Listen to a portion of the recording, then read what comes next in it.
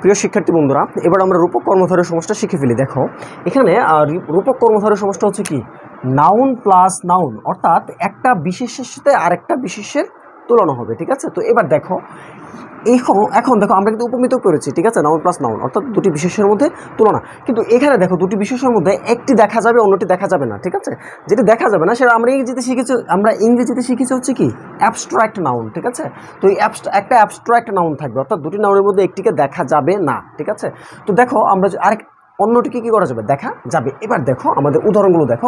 বিষাদ সিন্ধু। ঠিক আছে, বিষাদ মানে হচ্ছে দুঃখ। ঠিক আছে, দুঃখ তো আর দেখা যায় না। ঠিক আছে, অনুভব করা যায়। তো দেখো এই যে বিষাদ আর এই সিন্ধু হচ্ছে কি, সিন্ধু মানে হচ্ছে সাগর, এই সিন্ধু মানে হচ্ছে সাগর। ঠিক আছে, তো দেখো এখানে এই যে বিষাদ একটা নাউন। ঠিক আছে, কিন্তু এটা হচ্ছে কি অ্যাবস্ট্রাক্ট নাউন।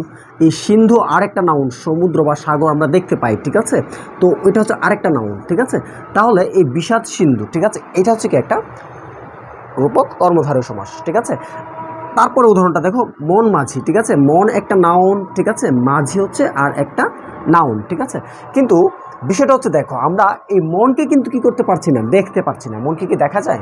মন কিন্তু দেখা যায় না, কিন্তু মাঝি একজন ব্যক্তি, ওনাকে কিন্তু দেখা যায়। ঠিক আছে, মাঝিকে দেখা যায়। ঠিক আছে, তো দেখো মন দেখতে পাচ্ছি না, মাঝিকে দেখতে পাচ্ছি, তার মানে দুটার মধ্যে একটাকে দেখা যায় আর একটা দেখা যায় না। তাহলে এটা কি হবে? এটা রূপক কর্মধারয় সমাস। ঠিক আছে, আর দেখো প্রাণ পাখি। ঠিক আছে, প্রাণকে কি আমরা দেখতে পাই? প্রাণকে দেখতে পাই না। ঠিক আছে, পাখিকে কিন্তু আমরা ঠিকই দেখতে পারছি, অর্থাৎ পাখির সাথে। ঠিক আছে, দেখো এখানে তুলনা হচ্ছে দুটি নাউনের মধ্যে। ঠিক আছে, দুটি বিশেষের মধ্যে তুলনা হচ্ছে। ঠিক আছে, তো এখন এই প্রাণকে দেখা যাচ্ছে না, প্রাণকে দেখা যাচ্ছে না। ঠিক আছে, পাখিকে দেখা যাচ্ছে।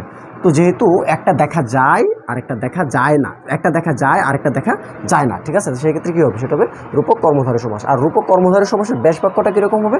এই দুটি নাউনের মাঝখানে জাস্ট কী করে দেবা, রূপ বসায় দেবা। যেরকম বিষাদ রূপ দেখো বিষাদ রূপ